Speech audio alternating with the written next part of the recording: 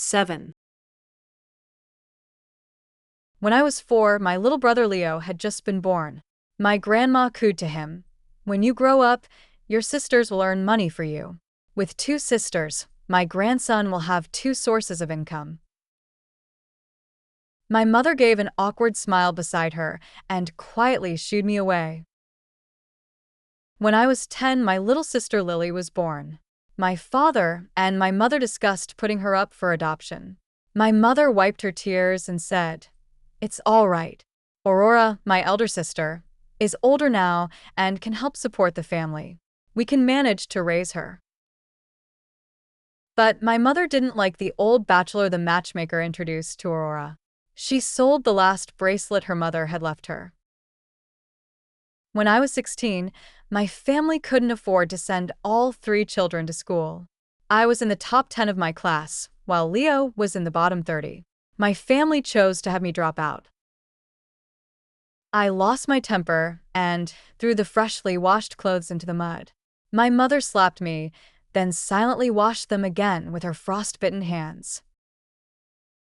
When I was 17, I ran away from an arranged marriage to work in a factory.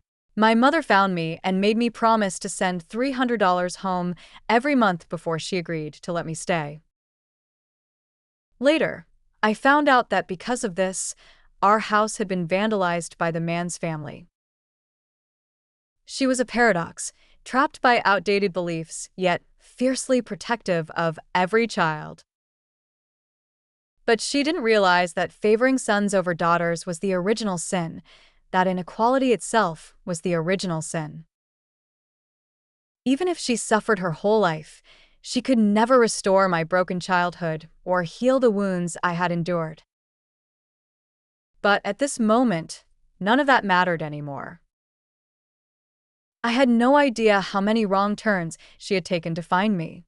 She had even learned to reach out to the media. Reporters, carrying their equipment, arrived alongside the city police. The townspeople didn't even have time to send word. After returning to town with the police, still concerned about me, she went to the supermarket and bought several bottles of liquor. She pleaded with the reporter for quite some time before they finally agreed to drive her to that highway. She then made her way along the cornfield beside the narrow path and set the fire under the cover of darkness. Gradually, the fires in the village were put out. By the timing, they must have already known I had escaped. Sure enough, before long, I saw the distant glimmer of flashlights. My mother and I ventured deeper into the woods, but the night was dark, the wind was strong, and the path was unfamiliar. We soon lost our way. Misfortune never comes alone. Just as we were about to rest, some unknown birds in the trees were startled by our presence. The flapping of their wings sounded like a homing beacon. My heart sank. Over there. The villagers' voices drifted, now near, now far. Without a moment's hesitation, my mother handed me her bag. "Hope, stay right here. Don't move." I held her tightly, shaking my head. "Listen to me. They're looking for you. Mom will be fine." My mother pried my fingers open one by one. The moment the last finger loosened, she dashed forward. I had never seen her so nimble. Soon, the villagers were drawn away by the noise she deliberately made. Around me, everything gradually grew quiet. I'm not sure how much time had passed. The pre-dawn darkness gradually lifted, and in the distance, I could just make out the sound of police sirens. I was saved. Even so, I didn't dare make a sound. I treaded carefully along the rugged mountain path, skirting the village and passing through cornfields taller than a person. My mother had described in detail the route she took that afternoon, and at regular intervals, I could see strips of cloth tied as markers. I touched the fabric. It was the first scarf I bought for her after I started working. Back then, she said I had bought it on impulse, that she didn't like it. She had put it in the cupboard without even taking off the tag. Now, these torn strips of scarf had become my lifeline. I carefully secured each strip of cloth once more, worried that if my mother managed to escape, she wouldn't be able to find her way back along this path. I stumbled forward, one step at a time. Finally, I saw the flashing police lights.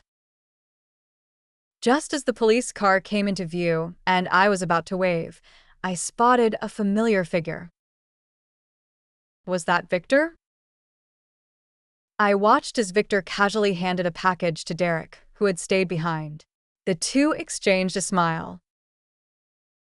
Instantly, I felt as if I had plunged into an icy abyss. Victor and the others stood with the rising sun behind them. They were on higher ground, and the harsh glare forced me to close my eyes. If you manage to escape, report it only after you reach the city. There are media contacts in the bag. My mother told me many things in the woods last night, everything she had heard and seen while looking for me. At first, I didn't understand, but now everything before me hit me like a slap in the face. The police from earlier were in cahoots with the villagers. However, when my mother returned, she insisted she had seen her daughter. Under pressure from the media, they put on a show and came again this morning. If I hadn't escaped, I would probably be locked in the wooden shack on the back hill by now. And this rescue operation would have been declared a failure due to a lack of evidence. The media probably wouldn't have dug too deep into it either. The trafficked women would have continued to suffer in those remote mountains. Hiding in the cornfield, I watched the group leave, too afraid to even make a sound. Later, I walked along that path for quite a while before finally reaching the highway.